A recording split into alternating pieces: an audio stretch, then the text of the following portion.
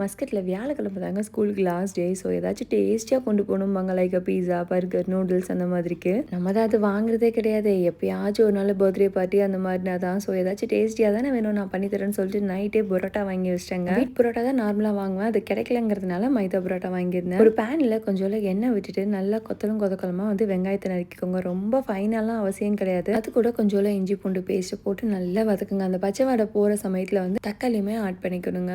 Fresh vegetable இருந்தால் add பண்ணியிருந்துருக்கலாம். என்கிட்ட கொஞ்சம் கட் பண்ணுறதுக்கு டைம் இல்லை, லேட்டாக தான் இருந்துச்சுன்னா. ஸோ அதனால் மிக்ஸ்டு வெஜிடபிள்ஸ் ஃப்ரோசன் இருக்கும் இல்லையா, அதை போட்டு நல்லா வதக்கிடுங்க. இது கூட வந்து ரெட் சில்லி பவுடர், மஞ்சள் பொடி, கரம் மசாலா போட்டு நல்லா வதக்கிக்கோங்க. நான் வந்து நேற்று மட்டன் குழம்பு வச்சுருந்தேன். இதுக்கு வந்து நீங்கள் சிக்கன் குழம்பு இல்லைன்னா குருமா அந்த மாதிரி எதுனாலும் கூட மிக்ஸ் பண்ணிக்கலாம். ரொம்ப அருமையாக இருக்கும். ப்ளஸ் முட்டையுமே வந்து போட்டுக்கிட்டேன் கொஞ்சம் ப்ரோட்டீனுக்காக. அதுவுமே ரொம்ப காம்பினேஷனாக இருக்கும் இது கூட ஆட் பண்ணும்போது. ஏன்னா எல்லாத்தையும் நல்லா போட்டு ஒன்றா மிக்ஸ் பண்ணிவிட்டு நம்ம வாங்கி வச்சுருக்க பரோட்டா இருக்கு இல்லையா, அதை வந்து மிக்சியில் போட்டு இந்த மாதிரி 2 டிரு விடுங்க. நல்லா உங்களுக்கு அப்படியே சூப்பராக உதிரி உதிரியாக வந்துடும். எல்லாத்தையும் ஒன்றா அந்த பெரிய பேனில் போட்டு நல்லா மிக்ஸ் பண்ணி கொத்தமல்லி செடியை போட்டு இறக்க வேண்டியதாங்க. செம்ம சூப்பரான டேஸ்டியான கொத்து பரோட்டா. கடையில் கூட நீங்கள் எப்படி இவ்வளோ டேஸ்ட்டாக சாப்பிட்ருக்க மாட்டீங்க. அந்தளவுக்கு நம்ம வீட்டிலேயே பண்ணியாச்சு. ஸோ இந்த வீடியோ உங்கள் எல்லாருக்கும் பிடிச்சிருக்குன்னு நினைக்கிறேன். Thank you so much. பை.